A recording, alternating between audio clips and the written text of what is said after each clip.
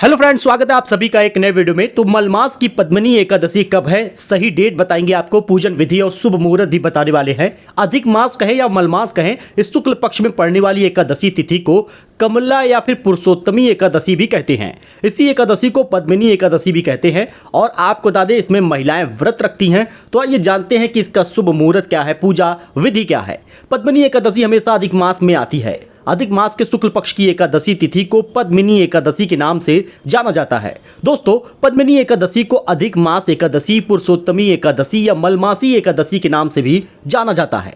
इस बार पद्मिनी एकादशी का व्रत 29 जुलाई यानी शनिवार को रखा जाएगा। इस वजह से आप कंफ्यूज ना होइए। अधिक मास में पड़ने के कारण इस एकादशी के दिन भी भगवान विष्णु की उपासना की जाती है। भगवान विष्णु को समर्पित अधिक मास में इस व्रत का महत्व और भी ज्यादा होता है। इस दिन व्रत रखने से भगवान विष्णु आपकी हर मनोकामनाएं पूरी करते हैं। तो पद्मिनी एकादशी का शुभ मुहूर्त आप जान लीजिए। पद्मिनी एकादशी 29 जुलाई यानी शनिवार को रहेगी। एकादशी तिथि का प्रारंभ 28 जुलाई को ही हो जा रहा है, शुक्रवार के दिन दोपहर 2:51 पर।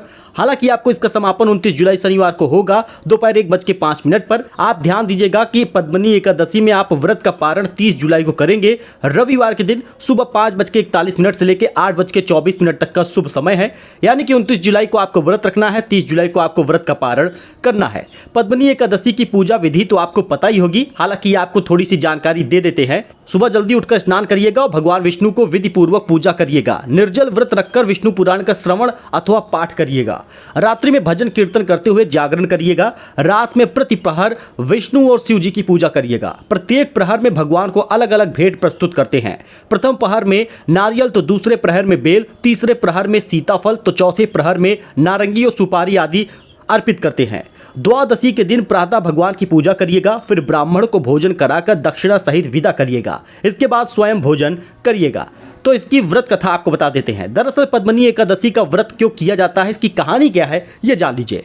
पौराणिक कथा के अनुसार त्रेता युग में एक पराक्रमी राजा को त्रिवीर्य था। इस राजा की कई रानियां थी, परंतु किसी भी रानी से राजा को पुत्र की प्राप्ति नहीं हुई। संतानहीन होने के कारण राजा और उनकी रानियां तमाम सुख सुविधाओं के बावजूद दुखी रहते थे। संतान प्राप्ति की कामना से तब राजा अपनी रानियों के साथ तपस्या करने चल पड़े।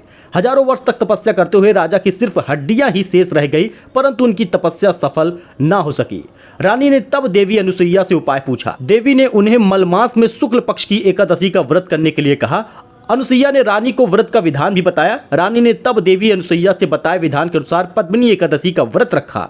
व्रत की समाप्ति पर भगवान प्रकट हुए और वरदान मांगने के लिए कहा। रानी ने भगवान से कहा कि प्रभु, आप मुझ पर प्रसन्न हैं तो मेरे बदले मेरे पति को वरदान दीजिए। भगवान ने तब राजा से वरदान मांगने के लिए कहा। राजा ने भगवान से प्रार्थना की कि आप मुझे ऐसा पुत्र प्रदान करें जो सर्वगुण संपन्न हो, जो तीनों लोकों में आदरणीय हो और आपके अतिरिक्त किसी से पराजित न हो। भगवान तथास्तु कहकर विदा हो जाते हैं और कुछ समय बाद रानी ने एक पुत्र को जन्म दिया जो कार्तवीर्य अर्जुन के नाम से जाना गया। कालांतर में यह बालक अत्यंत पराक्रमी राजा हुआ, जिसने रावण को भी बंदी बना लिया था। ऐसा कहते हैं कि सर्वप्रथम भगवान श्री कृष्ण ने अर्जुन को पुरुषोत्तमी एकादशी के व्रत की कथा सुनाकर इसके महत्व से अवगत कराया था। आई होप कि आपको ये जानकारी और इसकी कथा कहानी आपको अच्छी लगी होगी, वीडियो पसंद आया होगा। मिलते हैं एक नई जानकारी के साथ नए वीडियो में, तब तक के लिए धन्यवाद।